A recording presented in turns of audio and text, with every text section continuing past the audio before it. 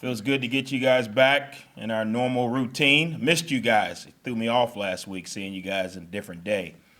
But obviously, had an opportunity to have a little bit of time off with a game on Thursday night. Phenomenal atmosphere. Hats off to App State and their program and their coach down there did a phenomenal job.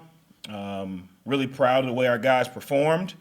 Obviously, we didn't get the result that we all expected, and I want to win just as much as anybody else. Our players did a really good job with their effort. We got to continue to find out how to close out games.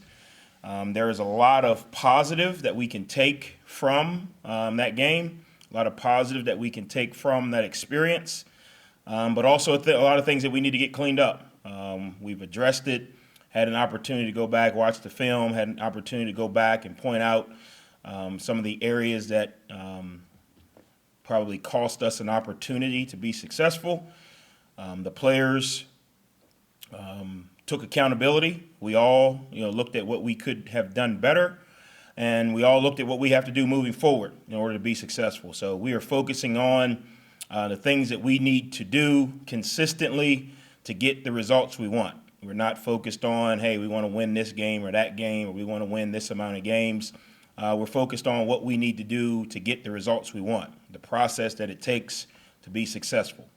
So with that, excited about this week's opportunity against a really good conference opponent that has done a really good job in this conference. Coach Stockstill and his staff.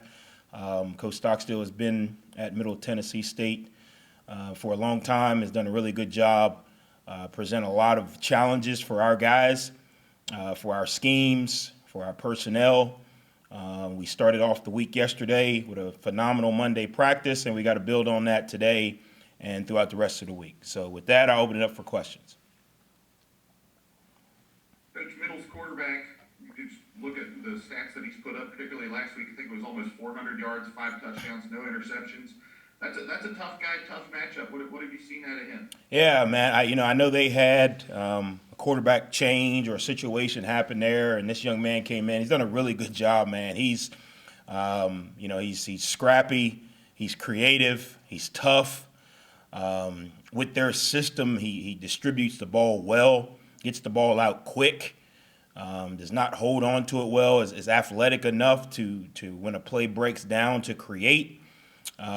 His receivers and tight ends do a good job, even when things break down, of still, staying alive, which creates some scramble opportunities. I think he's done a phenomenal job managing the game. He plays with passion, energy. You can see he gets excited. He's not a guy that kind of just, crumbles as the game goes on. He gets better and better and better. It's going to create a lot of challenges for us. He doesn't hold on to the ball very long, so one of our strengths, obviously, is our D-line and our pass rush. But when the ball comes out that quick, you don't get a lot of time to get home. So we got to do a really good job in our coverage of really competing with guys on the edge and the perimeter. And then we got to do a great job with our D-line of getting our hands up, getting to the quarterback when we can, and being able to get him on the ground, because he can athletically make some plays with his legs as well as his arm. What do you see on them defensively that stands out? Yeah, I think they're really consistent. Coach Schaefer's done a really good job. He's been there for a while. He's done a really good job. They're consistent. They don't have many bust. There's not too many guys running wide open down the field. There's not too many times that you see a run play just rip. Guys are in their gaps. I think they play hard. I think their D-line is strong. They do a really good job of pressing back offensive lines. Their safety, he's been there for a while. He does a really good job. Blankenship, he's kind of like their leader, the veteran on the back end. He's active in the run game and in the pass. Really good tackler. And you can tell that they've been running their system for a while. I think, when you look at us, you can tell, especially defensively, that we're in a new system. And sometimes that creates some challenges. But when you look at them, you can see the consistency in what they're doing. They're all on the same page of how they're trying to attack offenses and defend certain plays and schemes. And you can see that in how they play. Coach, obviously it's a new game. First of all, sorry about how I look. I was in the gym just now. With the shades or without the shades? Yeah, well, without, I'd probably Oh, okay. anymore. So, Okay. you know, I'm like red faced right now. Anyway, obviously new game, new week, but in these last two games, you know, you guys have struggled to score in that fourth quarter. What do you think exactly is going on there? I mean, are the guys just getting tired, or, you know, what do you think is going on in that final quarter? Yeah, I know everyone that sits in the stands and watches on TV is like, oh, we're tired in the fourth quarter. I don't necessarily see that on the field. And let me explain. When people say tired, I'm thinking physically tired, which to me looks like guys with hands on their hips, guys taking a knee, guys cramping, guys just no energy. What it appears to me and what I talked about to the team is in these last two games, we have emotionally tired. When you play in these types of environments, there's ebbs and flows to the game. So there's highs and lows. Well, when you have highs and lows, you got to be able to control your emotional conditioning as well as your physical conditioning. Physical conditioning, if you asked our guys to go out and run a mile, they'd run a mile and they'd look at you like, okay, what's next? If you said run 2 miles, the D lineman may say, well, what a minute, 2 miles. But physically, I think we're fine. I think where our issue has been is emotionally with the ebbs and flows of competitive games. We've got to control our emotional conditioning. You know, you take a look at that game. They come out, do a really good job. They go down the score. It's kind of back and forth. And then we hit a big kickoff return. Well, that's an emotional high. Well, they come back, do a really good job. We had some opportunities to get off the field on third down. We felt we were playing really good coverage. We got some pass interferences called, which allowed their drive to continue. That's an emotional low. So the ebbs and flows is what you got to be able to maintain. And when you look at championship caliber teams, they're able to control the ebbs and flows of those types of games. And that's just what I believe. And I could be wrong. I'm not an expert, but I could be wrong. But I know what a team that's not conditioned looks like. It's the group that's always somebody's on the ground cramping. Somebody's on the ground taking a knee. Somebody goes down and 30 seconds later they pop up and jog off the field. It's guys with their hands on their hips. It's guys can't get lined up. That's not what we see. Is there some physical condition that's into it? Yeah, I mean, you're playing 4 quarters of football. But I think it's more we weren't able or have not been able to control the emotional highs and lows of the game. And that goes into your mental focus, which goes into your execution, which goes into your consistency, all of those things.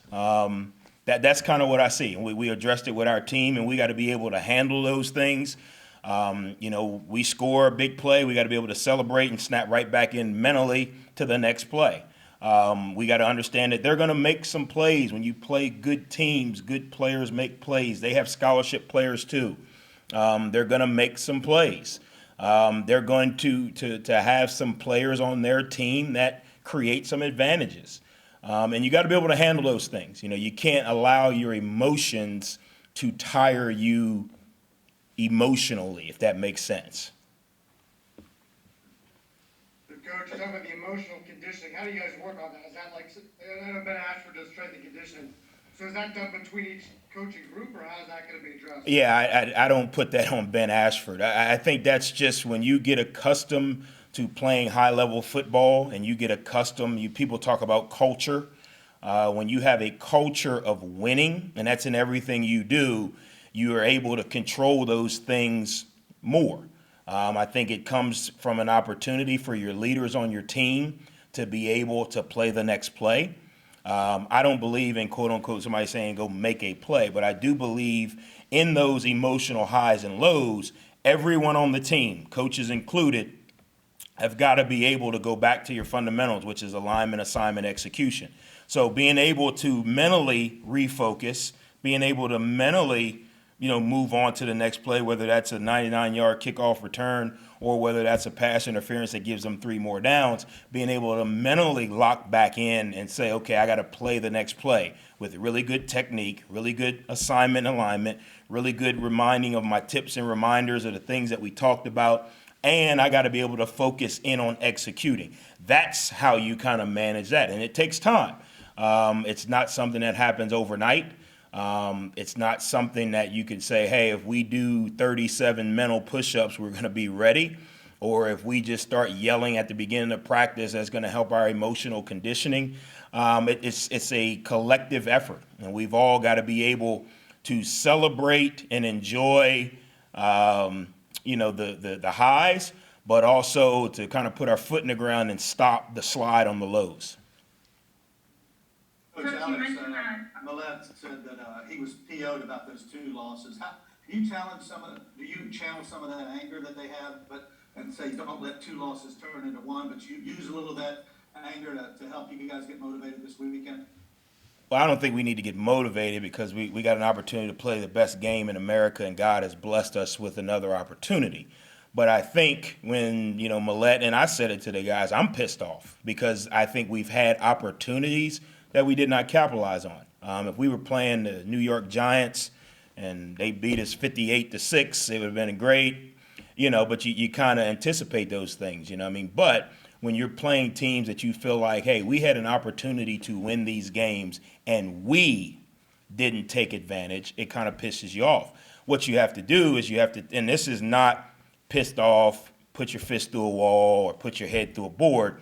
This is pissed off with refocusing on the things that it takes to get the results you want.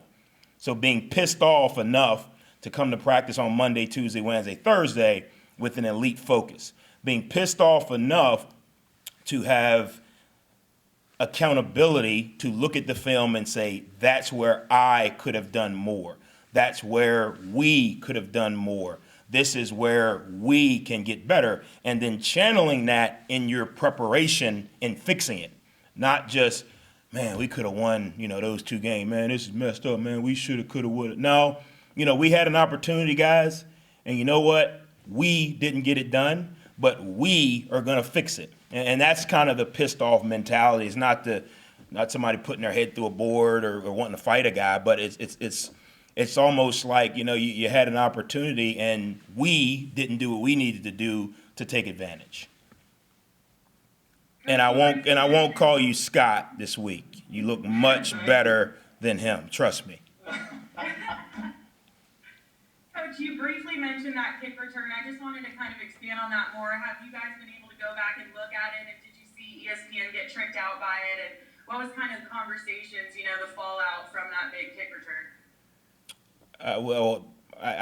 I've seen the ESPN deal, but we didn't look at the ESPN deal. We kind of go back to, and I know it sounds very coach-ish or cliche, when everybody does their job, we're a really good football team.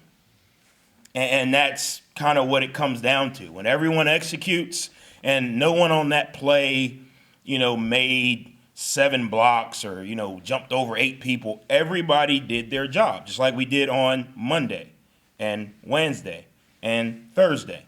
And on the sideline before we ran it, everyone did their job. And when we do that, we execute. And that's kind of what we went back to.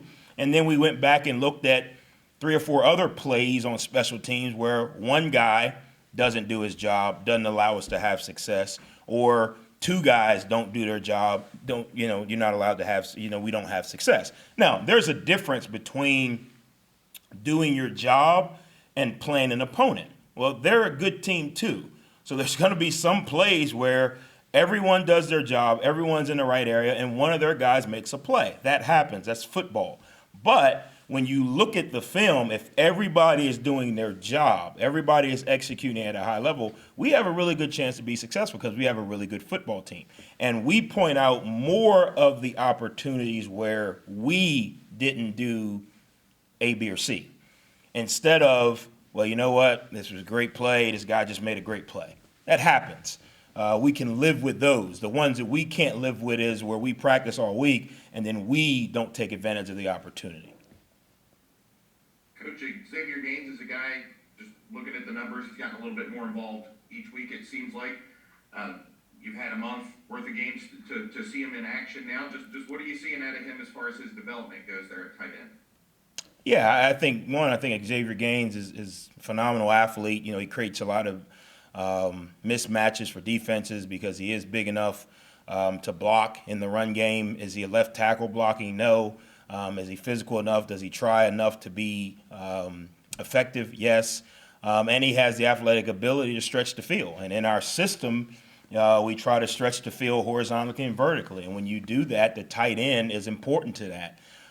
Because obviously part of stretching the field is you got to be able to stretch the middle to underneath coverage. And he's done a really good job of doing that. I think now what's starting to happen is with his consistent work and practice habits, he's able to see the result on the field. And that's pretty much with any other player on offense. I can't necessarily get in the huddle and say, hey, Cramsey, get the ball to Xavier Gaines. It's not how it works. We run our offense, and then based on how the defense reacts, our quarterback, Grant, has done a really good job of letting the ball get to the people it's supposed to. He's not trying to force the ball to, a receiver. He's not saying, man, I got to get a ball to Corey or I got to get a ball to Shadeed. He's letting the offensive system run, and that's one of the things we worked on in the spring and in the summer. And he's done a really good job of that, and Xavier Gaines is just one of the many players who's been able to benefit from it. Coach, you made the change at kicker for the App State game. You went with Chuchi on the field goals. Just where you at with the kicking game right now? What did you see out of Chuchi that made you make that switch?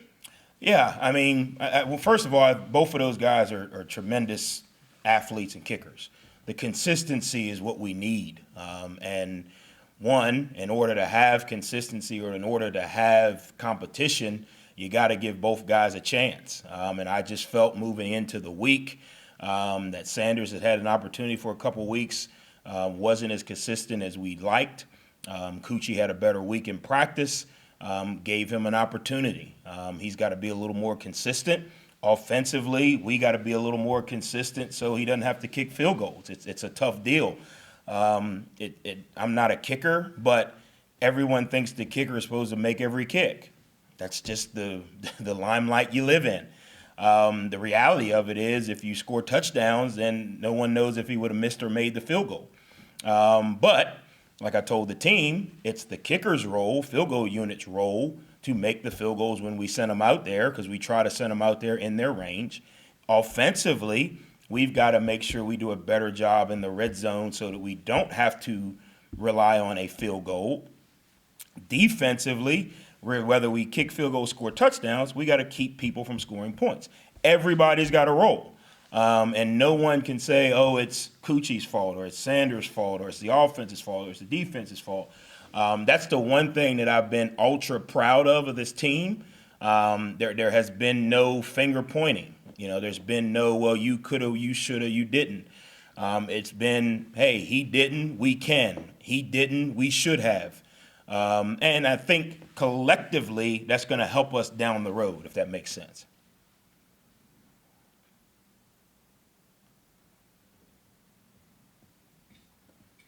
All good? One more question. Good. Yeah. Coach, I know the helicopter the other day flying to some of the high school games is interesting. Tell me a little bit about that and how many schools did you go to and where'd you get the idea, that kind of thing? Yeah, obviously, recruiting is the number one thing in this program. It's the number one thing I believe in. A lot of the issues that we see on the football field on Saturdays and Thursdays, you fix in recruiting. That's just the bottom line. It is what it is. Does that take time? Yes. But being that we wanted to make sure that we maximized our opportunity, I don't get an opportunity to get out as much because obviously on Friday nights I have something going on with 75 other guys. So the Thursday game really helped us do that. So we got back from Boone about 5:30 in the morning. I went home and showered, and Coach Legg and I hit 6 schools here in the area. Started at about 7:30, and we hit the schools here in Huntington. Then we went over to Charleston, And being that we were over in the Charleston area, in order to get back to the Spring Valley game, the state of West Virginia flight department did a really good job of helping us kind of alleviate or dodge some of the traffic. So it was really good. I think anytime you do recruiting, you got to recruit your backyard. I mean, the kids here are just as good as players that are in California. Or if they're not, we need to know that before we go to California. And that doesn't mean that we're not going to recruit any players out of the state, but I think you got to do a really good job of your backyard and your home ground before you start going to the next area of the country. So it was an opportunity for us. I'm allowed to say what schools I went to, right? Yeah, because it's not recruiting person. So we went to Huntington High School. We went to Cabell Midland. We went to Spring Valley. We went to South Charleston. We went to Capitol. We went to George Washington, and then came back for the Spring Valley game. So it was a great opportunity. Me and Coach Lay got an opportunity to see a lot of people. A lot of people said they have not seen, Marshall kind of locally for a while for whatever reason. So it was good to kind of, you go in those schools. There's a lot of alumni. There's a lot of people that have Marshall connections. So it was good. I would have loved to walk in those schools with a different result on Thursday night. But it's part of it. But I think for us as a new staff, it's very important for us to get to know the local talent, get to know the local coaches. A lot of those coaches have played here at Marshall or have been in the area for a long time. So I thought it was good to get an opportunity to spend some time with them, learn a little more about their program, their philosophy, how we can help them, how they can help us, and opportunity to get to see a good football game on Friday night. We actually had probably 4 or 5 of our players just go to the Spring Valley South Charleston game because our guys love football, and they were off on Friday. So, we had 4 or 5 of our players actually go and watch the game. And I looked at them, I was like, "You're not from West Virginia. What are you doing here?" It was like, "We saw it was a football game, so we rode over." So it was good. It was good. I think it really, you take an opportunity to step back and you realize this is bigger than, 1 point or 1 game. This is a community that not only supports this university, but truly embraces it. And anytime we get an opportunity to give back, we try to. And don't get me wrong, I get it. The results are ultimately most important. That's what I'm here for. But it's a process, not a switch. So I think along the process, I got to make sure that my staff and this, this organization does a really good job of touching as many people as we can in a positive light. Thank you, Coach. I appreciate that. Thank you, guys. Look forward to seeing you guys up there in Murfreesboro. Hope you guys have a really good week. Go Herd.